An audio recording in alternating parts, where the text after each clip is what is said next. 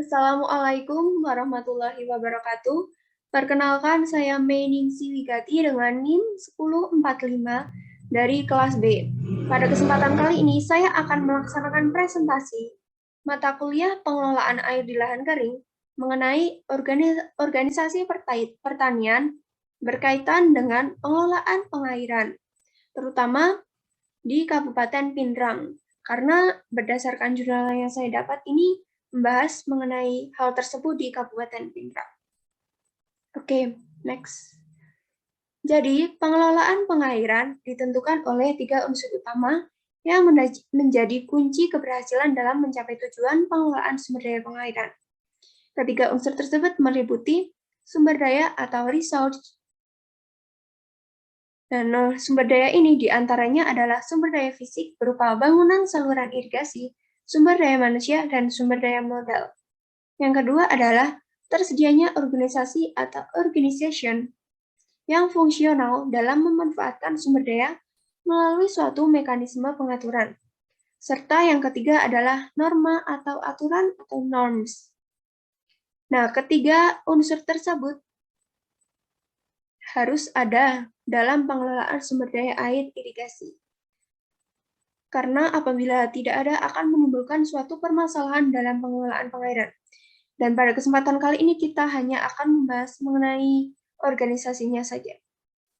Oke, jadi organisasi adalah lembaga pemerintah, perkumpulan petani, dan lembaga pemerhati di bidang pertanian. Dan fungsi organisasi adalah untuk memobilisasi partisipasi anggota kelompok untuk mencapai tujuan bersama. Dan biasanya, organisasi masyarakat dalam bidang pengairan disebut sebagai P3A atau petani pemakai air.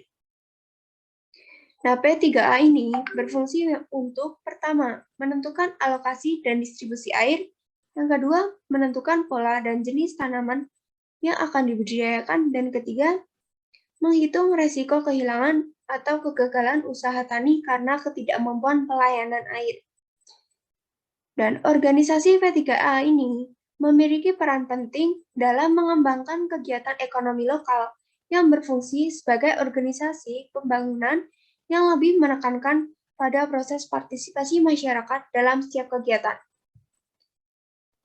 Nah, berdasarkan Perda Nomor 3 Tahun 2003, bentuk organisasi P3A yang ada di Kabupaten Pindrang meliputi yang pertama kelompok P3A yang merupakan kumpulan petani pemakai air yang saluran tersiernya bersumber dari jaringan sekunder yang sama.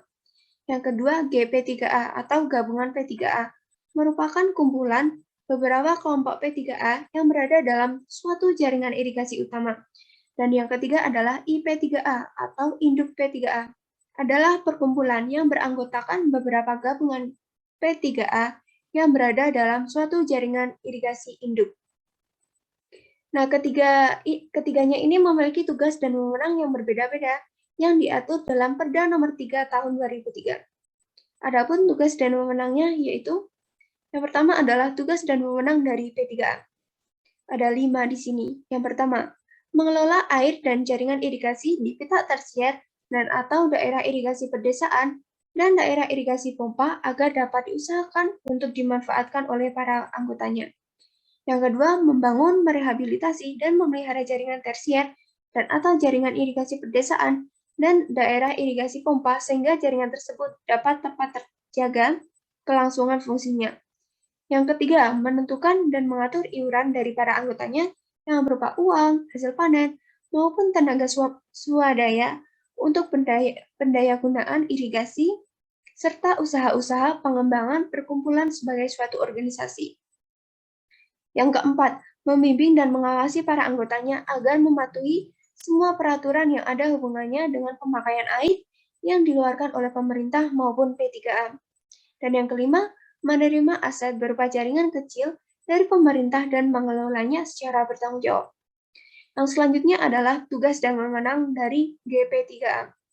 Meliputi yang pertama, mengelola air dan jaringan irigasi di dalam jaringan utama, agar dapat diusahakan dan dimanfaatkan oleh para anggotanya. Yang kedua, membangun, merehabilitasi, dan memelihara jaringan utama sehingga jaringan tersebut dapat tetap terjaga kelangsungan fungsinya. Yang ketiga, menentukan dan mengatur iuran dari para anggotanya. Dan yang keempat, membimbing dan mengawasi para anggotanya agar mematuhi semua peraturan. Yang kelima, menerima pengelolaan jaringan irigasi utama yang telah diserahkan oleh pemerintah daerah secara bertanggung jawab. Dan kemudian yang terakhir ada tugas dan wewenang dari IP3A. Meliputi yang pertama, mengkoordinasikan kegiatan pengelolaan irigasi yang dilakukan oleh GP3A di wilayah kerjanya. Yang kedua, membantu memecahkan permasalahan yang dihadapi P3A dan GP3A serta mengusulkan pemecahannya kepada pemerintah daerah bila tidak dapat dipecahkan di tingkat IP3A. Dan yang ketiga adalah membimbing dan mengawasi para anggotanya agar mematuhi semua peraturan yang ada. Oke, jadi berikut jurnal yang saya resume, dan ini adalah sumbernya.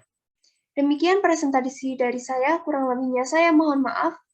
Terima kasih. Wassalamualaikum warahmatullahi wabarakatuh.